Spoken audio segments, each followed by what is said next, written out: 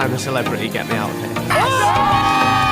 Pie and peas and chips and gravy. What more could a boy want? No, that's a big one! Happy place, turf water. Jordan, thank you for joining us in what's, I presume, a very hectic time for you since you left the castle. It's been pretty manic, I'm not going to lie. I've been here, there and everywhere, but always got time to speak to you, Darren, and anything to do with Clarets. Burnley weighed heavily throughout your time in the castle due to the phrase. Happy place, Turf Moor. Well, you're at Turf Moor.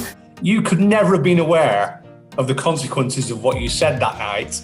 At the time, you don't even know if they're going to put that in. You don't know what's going to make the edit. But never in a million years did I think it'd have this effect. I never thought that there'd be T-shirts made, it'd be used as a hashtag, and we'd raise so much money for Pendleside Hospice and for the Burnley FC kitchen. And when I first got told about it, literally as I come off set on Friday out of the TV studio where I'm at the Deco, I just burst into tears because I was like, I can't believe that. It was over £20,000 at the time. There was never going to be a moment when Jordan North squealing with snakes on his head wasn't going to be.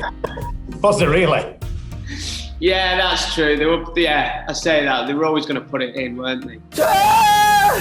How much did Burnley keep you going while you were in there? Oh, loads. I'd say the hardest days as well in there were weekends. The weekends dragged, the weekends that were in there. And you should have been at Man City, mate. That dragged. I know, yeah. Well, I knew we played Palace on the Monday, and I knew we were playing City, and they kept me going, and I would try. I went into the Telegraph and I offered them unlimited pints whenever they were in East Lancashire.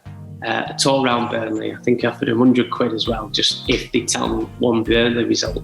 On my way to one of the trials, I was in a security guard with a Spurs mask on, and I was like, he's a footy fan. I was like, how were Clarets doing? And he just went like that. So, it massively kept me going. That is my happy place. And when you're down and you're cold and you're hungry, you just think, don't worry, we'll be on turf before you know it. You could have took a lot of things in as your luxury item, and of course, we know now that you took your Burnley scarf in. It's my lucky scarf. I've had it for years, and I just knew that whenever I'm feeling down or a bit there, I want to go home and I'm missing home, wrap that around my neck, and I knew it just helped me get through it. I bought it a good few years ago now, and I take it everywhere with me. I've had to jump off trains and run back on because I've left it and stuff. So yeah, it's just special to me. I take it to every match home and away when I go on. So I was definitely going to take it in there. It had to be some at Burnley. Now, you probably don't know that while you were in there, we had several press conferences in this room that I'm in. And every single time, Jordan North. He seems like a really top lad to me. Wish him well in there. But no, it sounds like he's having a fun of sorts. And of course, you got the message from Sean Dyche, which I think you've seen. Each day I'm finding stuff out. I interviewed him for Football Focus. I know, I was in the room and you never let on, and for that reason alone, he said you're banned. Yeah, that was such a palaver because I was in my secret location there in Wales and I really wanted to do the interview. So we had the BBC saying, can we drop a camera off? And I was like, I can't tell you where I am.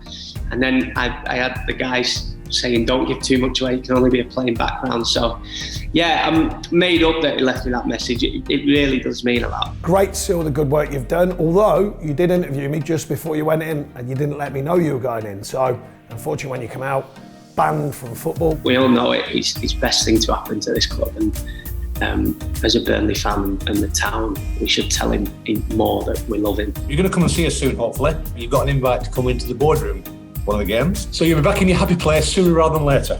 Yeah, and that's nice, and it's really flattering that the chairman's asked me to come along as well. I can't wait for all the fans to get back on turf and just be there. This is why I said it's my happy place. It's not just the game itself, it's the day. I get the train up from London.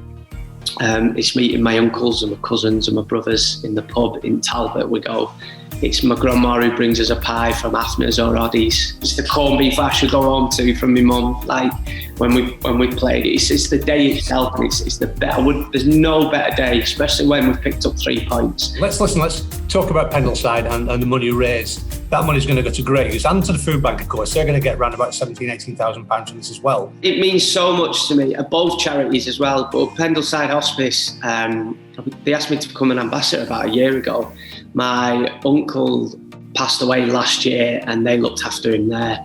My auntie Susan was looked after him by all the great people there as well. And my mum's best friend, Debbie, works there. She's one of the staff there. And I think everybody in Burnley just knows how great this small little charity is. It's a little hospice in Burnley, and it does such great work. And it's overwhelming that people who've never even visited Burnley, who never watched Burnley play, have bought these T-shirts to support both charities. So that's overwhelming.